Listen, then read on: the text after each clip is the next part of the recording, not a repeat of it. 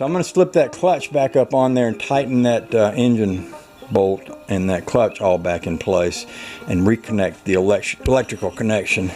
And then I'll let this thing down. We'll set the gas tank on there. We'll crank it and we'll move it around the yard a little bit just to make sure it's good before I put the mower deck back on.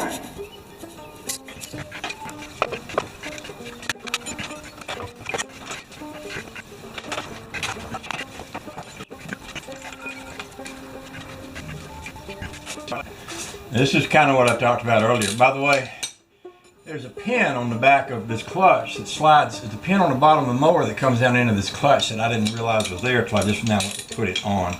That's something that's going to be important to know. Now what I'm doing is I'm reaching up top with this screwdriver and I'm locking the flywheel while I put this wrench under here and turn this bolt. That bolt was not real tight, so I'm not going to need to tighten this real tight. You know, good and snug certainly, but not you know, like not torqued on there hard or anything. And all I'm doing is I'm actually pushing down on the top of the flywheel vent cover enough to try to keep that from turning. I believe that's good. I'm gonna give it one more little snug if I can.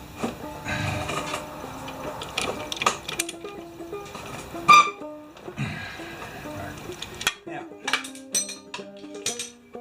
I should be able to let this thing down, I believe now, and start it and move it under its own power. I will need to reconnect the spark plug. I loosened the spark plug because I was thinking about sticking something in there on the end of the piston to get that bolt loose, but I didn't actually need to do that. So,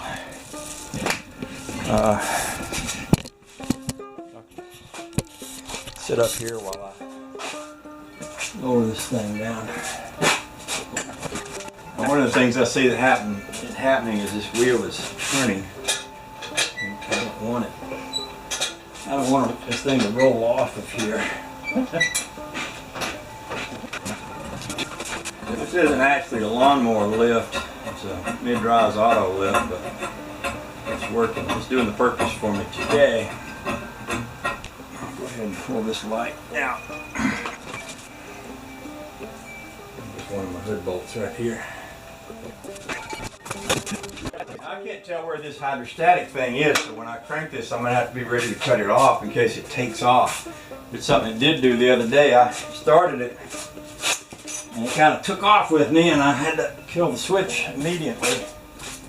I also want to get it back up in a few minutes and check the rear end grease. That's something I was going to do while I'm here, but I just wanted to test this belt. Make sure it's working. I'm just going to temporarily stick the gas line back on here just for this, and see what happens. That's how she's moving a little. Sounds pretty good right there. Connect the spark plug, and I have that always helps. If the spark plug is in place,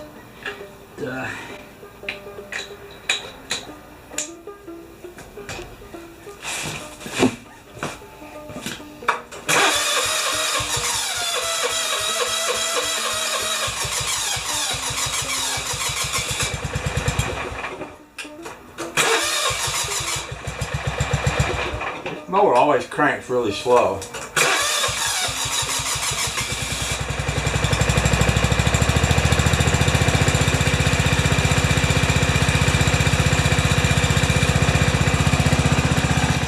I can see that belt turning there.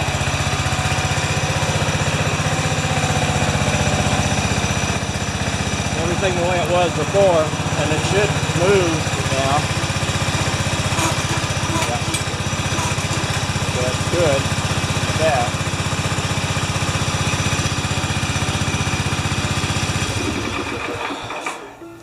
I think that was the hardest part of this, is figuring that out. Before I put the lid back on here, I'm going to go ahead and put a new gas line on here, so I'm going to pull this back off and take that. In fact, I might run up there today, up to the John Deere people. And I live about a block or two from the John Deere store. It makes it pretty easy for me to run up there and get what I need.